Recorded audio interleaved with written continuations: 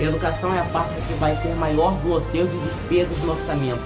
O governo promoveu um bloqueio de 9,2 bilhões de reais de despesas de ministérios estatais. A Ibovespa e o dólar operaram em alta após a sanção do orçamento de 2021.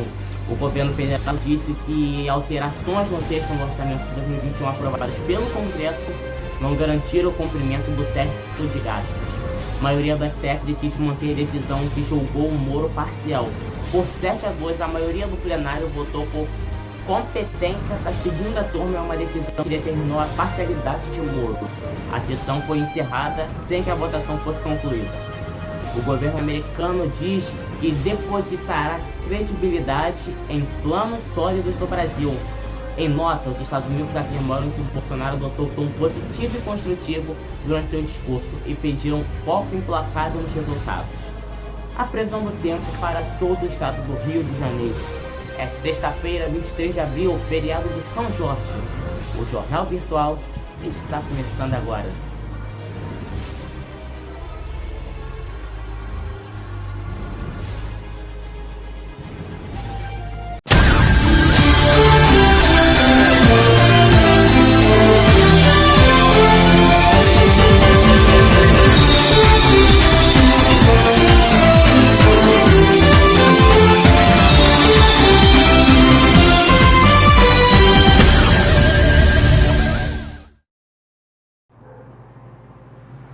Para poupar as emendas parlamentares deste ano de um corte maior, o governo promoveu um bloqueio de 9,2 bilhões de reais de despesas de ministérios estatais que atinge principalmente a educação. A pasta foi a mais sacrificada entre os órgãos-alvos, com o congelamento de 2,7 bilhões de reais.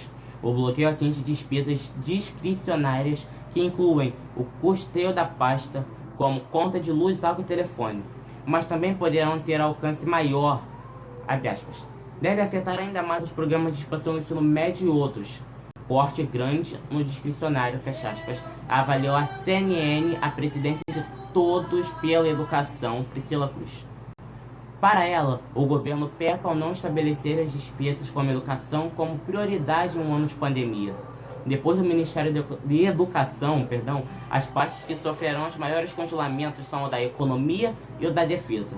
Ao todo, 28 órgãos federais vão sofrer cortes. Os valores de referência estão detalhados na edição desta sexta-feira do Diário Oficial da União. As instituições terão 7 dias para indicar a Secretaria de Orçamento vinculada ao Ministério da Economia, onde é possível bloquear os recursos.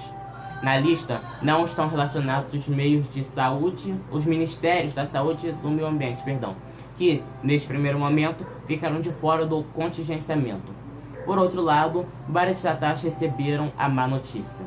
A relação de bloqueios completa as agências responsáveis pelos setores de água, telecomunicação, transporte e aviação civil. Procurado pela CNN, o MEC informou que está avaliando a lei orçamentária que foi sancionado o decreto, abre aspas, de modo a entender suas implicações frente às políticas do Ministério, fecha aspas, afirmou o MEC. O dólar abriu o pregão desta sexta-feira em queda, mas logo em seguida virou para leve alta. Às 1 da tarde, a divisa tinha alta de 0,94% ante o real, a R$ 5,49.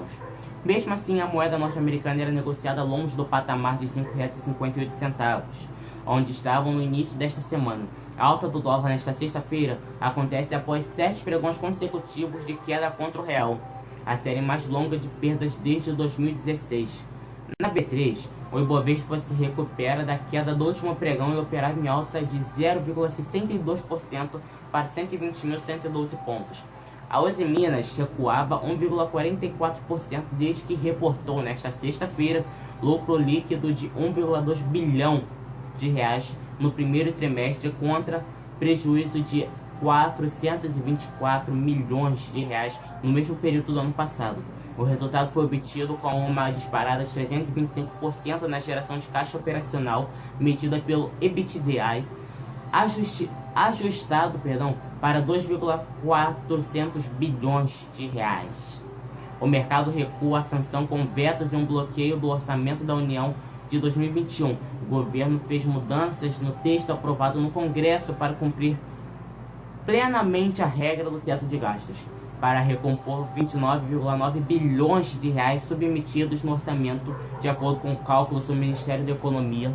O governo promoveu um veto parcial abrangendo 19,8 bilhões de reais de dotações orçamentárias, além de um bloqueio adicional de mais de 9 bilhões de reais.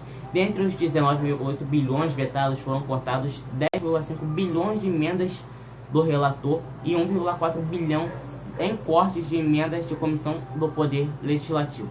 Sem divulgação de indicadores no Brasil, o mercado olha para a prévia de abril dos índices dos gerentes de compras da indústria de serviços dos Estados Unidos.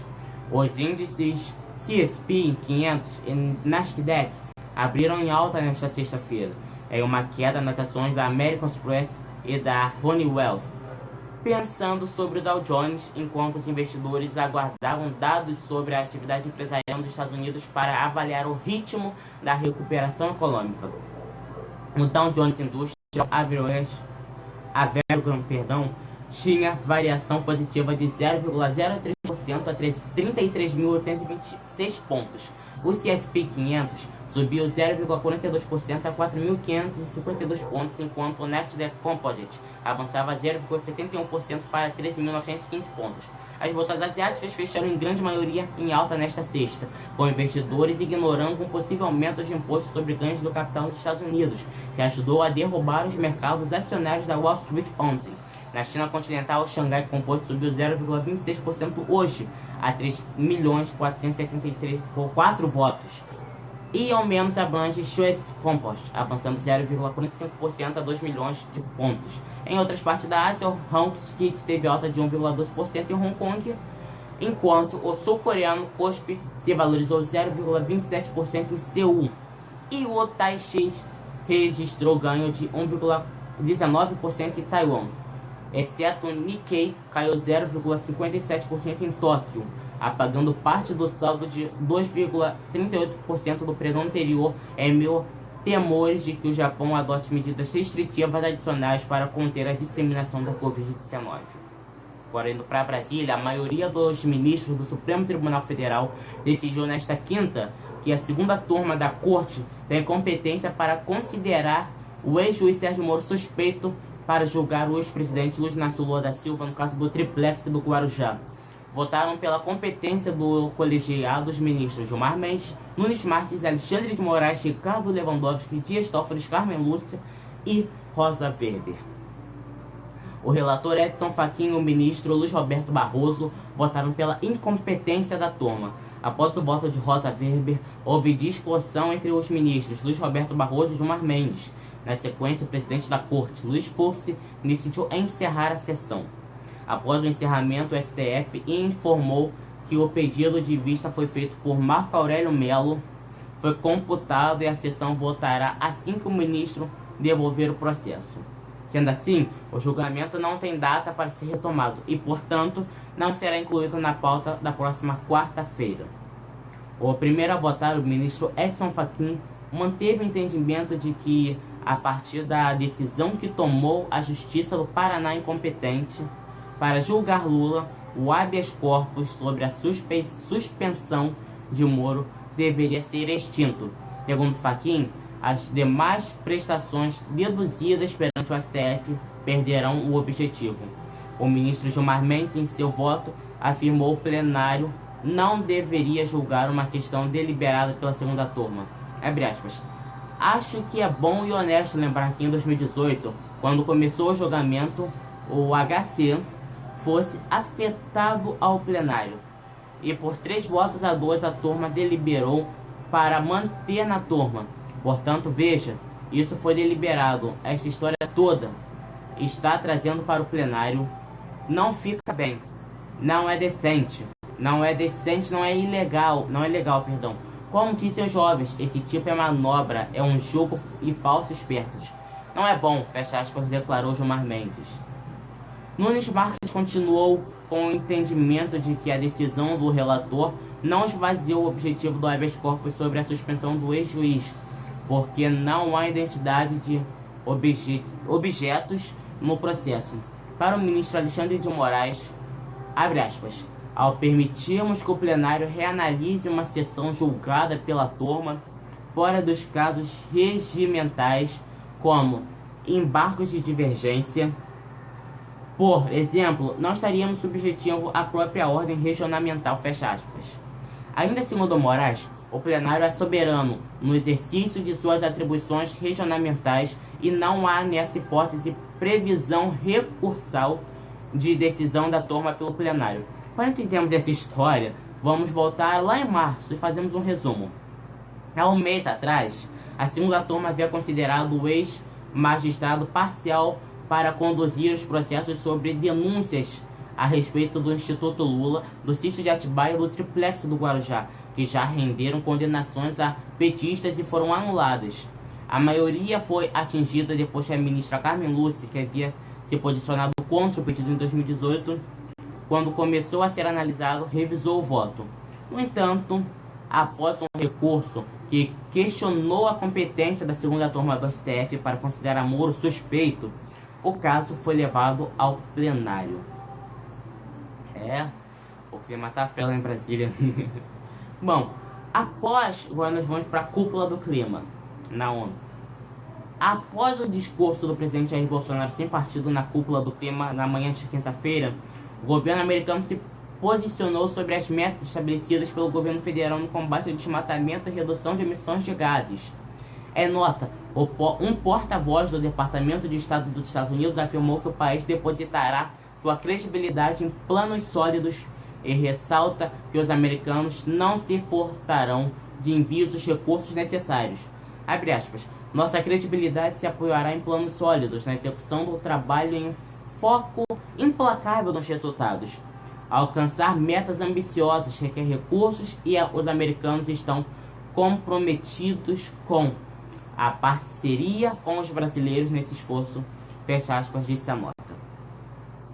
Após a fala de Bolsonaro na cúpula, o ministro do Meio Ambiente, Ricardo Salles, afirmou que o governo brasileiro enviou um plano de trabalho aos Estados Unidos e que são necessários recursos para colocá-los em prática. Segundo o governo do presidente Joe Biden, Jair Bolsonaro revelou um tom positivo e construtivo durante seu discurso. Abre aspas, estamos satisfeitos que o presidente Bolsonaro tenha reconhecido o importante papel do setor privado em que nos ajudar a encontrar soluções.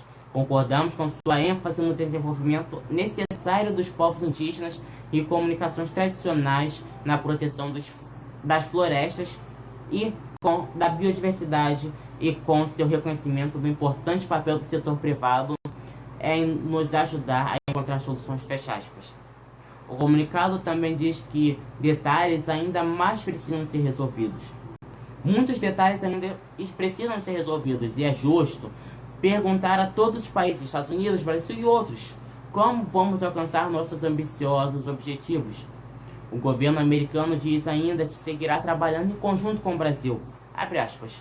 Esperamos continuar trabalhando junto com o Brasil para expandir nossos diálogos e cooperações, com base em nossas décadas de cooperação em desafio ambiental compartilhados. Alcançar a neutralidade de carbono até 2050, 10 anos antes do comprometido anteriormente e sem precondições, é significativo, assim como seu compromisso de dobrar os fundos disponíveis para fiscalização, um passo crucial para a eliminação do desmatamento ilegal de 2030, fecha aspas, diz o comunicado do Departamento dos Estados Unidos. Vamos para a previsão do tempo. Vamos dar uma olhadinha aqui como é que fica o tempo nas próximas horas. A madrugada foi fria, a mais fria do ano aqui do Rio de Janeiro. Pode acreditar, tá? As nuvens de chuva foram embora. Tem a previsão de que o tempo fique firme, tá? Com a temperatura máxima de 29 graus. Eu disse máxima de 29 graus. Agora na tarde e nos próximos dias a temperatura vai subir lá para 30, 31 graus. Na segunda-feira, 32 graus, mas as madrugadas continuam frias. Aí o tempo deve mudar de novo na segunda-feira, com a chegada de uma frente fria, né? Vai chover, temperatura mínima de 19 graus e máxima de 32. Tem aviso de ressaca no Leblon. A ressaca continua forte, tá? Com ondas de até 3 metros de altura. Mas ela vai perdendo força durante o fim de semana e o domingo. já deve ser de marcar algo chegando no máximo de 1 metro. Bom, é isso. O Jornal Virtual termina aqui. Para você uma boa tarde e até amanhã.